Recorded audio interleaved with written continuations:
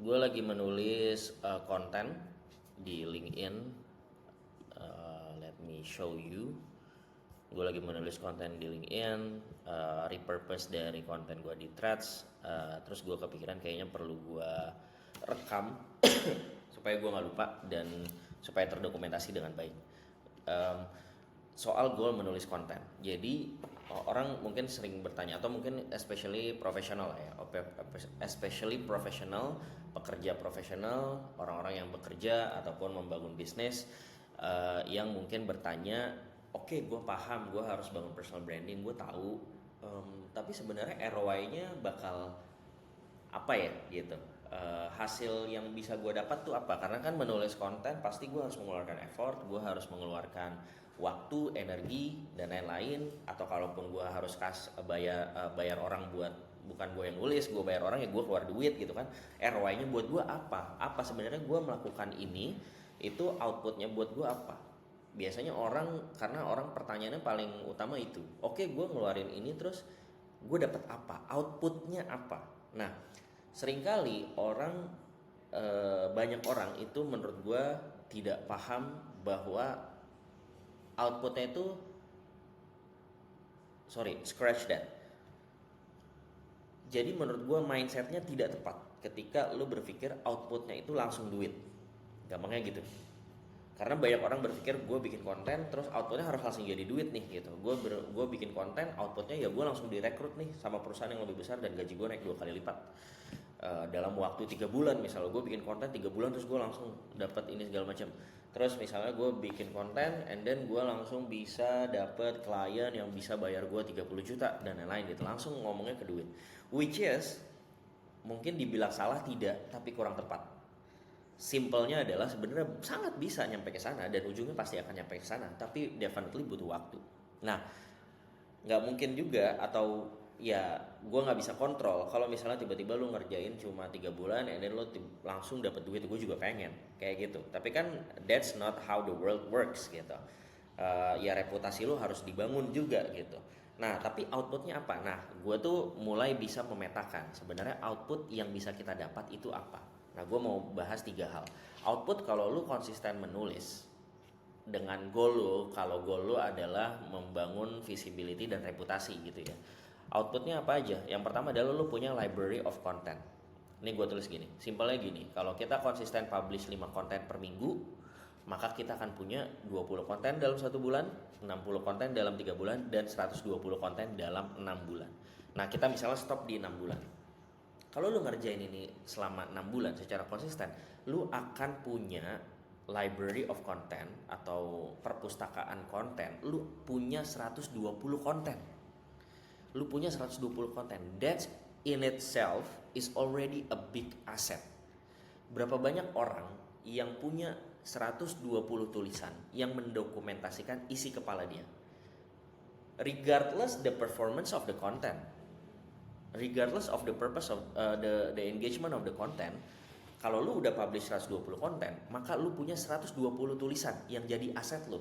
Nah, orang tuh nggak paham ketika lu punya 120 tulisan itu aset yang bisa diolah jadi apa aja. Pertama, minimal banget bisa direpurpose jadi konten lagi. Lu bisa sesimpel ya udah 120 konten and then gue nggak usah nulis hal yang baru lagi. Bisa, maksudnya nggak nulis ide baru lagi. Bisa lu repurpose dari 120 tulisan yang sama, kemudian lu repurpose, lu tulis ulang, mungkin diganti hooknya, mungkin diganti konteksnya, diganti contohnya, tapi lu nggak perlu mengulang proses penulisan dari nol karena lu udah punya bank nih. Gue punya bank ada 120 konten, gue tinggal pilih yang mana yang mau gue posting ulang. Oke, gue ambil yang ini, gue ganti dikit hooknya, gue tambahin misalnya, atau gue ganti, kemarin gue ada contoh case tadi yang baru, gue tambahin di sana and then post. See, that's already an asset. Lo bisa bikin jadi konten lagi, lo bisa bikin jadi buku. Bayangin lo nulis soal expertise lo secara konsisten, lo jadi 120 konten, and then 120 konten ini dibaca ulang, dikurasi, tulisan yang paling bagus dipilih, bisa jadi buku gitu. Kemudian ketiga, bisa jadi video.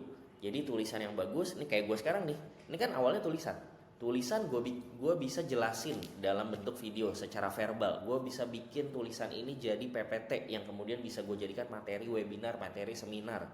gue bisa jadikan ini sebagai workshop, and so on and so on. There's so much things yang bisa lo bikin dari aset 120 konten. Kalau kita ngomongin 6 bulan.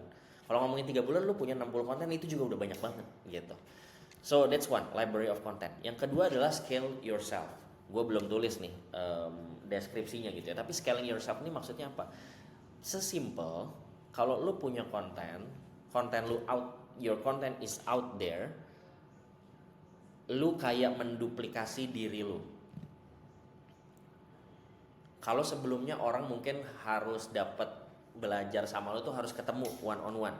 Which is kalau kita dalam sehari berapa banyak sih kita bisa one on one ketemu sama orang gitu. Baik untuk ngajar, baik untuk kita pitching, ngasih tahu bahwa kita punya skill tertentu yang bakal bisa mereka bayar, bakal bisa mereka hire kita. One on one, satu kali meeting di Jakarta misalnya, lu paling maksimal banget bisa 4-5 meeting. Itu pun kalau dengan asumsi kalau meetingnya ada di tempat yang sama, semuanya ada di, gue meeting semuanya di Kuningan nih gitu. Meeting, jadi gue geser-geser tuh kayak 5 menit 10 menit gitu. Tapi bayangin kalau misalnya gue meetingnya satu di Citos, satu di Kuningan, satu lagi di mana ya yang agak jauh, Cibubur misalnya gitu. Itu udah habis berapa jam? Satu hari cuma bisa 3 meeting. Itu pun udah habis semua waktu lo untuk meeting doang. Dan belum tentu meetingnya jadi sesuatu. Tapi bayangin kalau lo punya konten. Kalau lo punya konten, it means lo lagi ngeduplicate diri lo. Lo bisa pitching ke orang tanpa harus ketemu mereka. Karena once lo di sana, siapapun bisa ketemu sama postingan itu gitu. Dilihat sama 10 orang pun itu udah 10 kali lipat lebih produktif daripada lu pitching ke satu orang, ketemu one on one. That's what it means by scaling yourself. Dan juga hemat waktu, karena ketika lu tidur pun the content pitch to other people, orang tetap bisa baca konten itu dan orang tetap bisa dapat value dari lo, dan orang tetap bisa tahu bahwa lo punya expertise tertentu dan kemungkinan bisa hire lu sebagai partner, sebagai employee, sebagai client dan lain-lain. See, that is scaling yourself. That's the output of writing content, of publishing content. Yang ketiga adalah compounding reputations.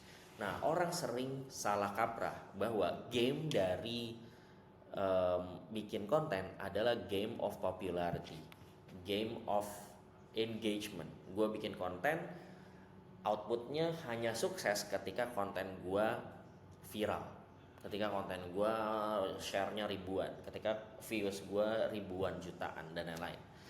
That's not true at all. Karena the actual game of making content is actually compounding reputation.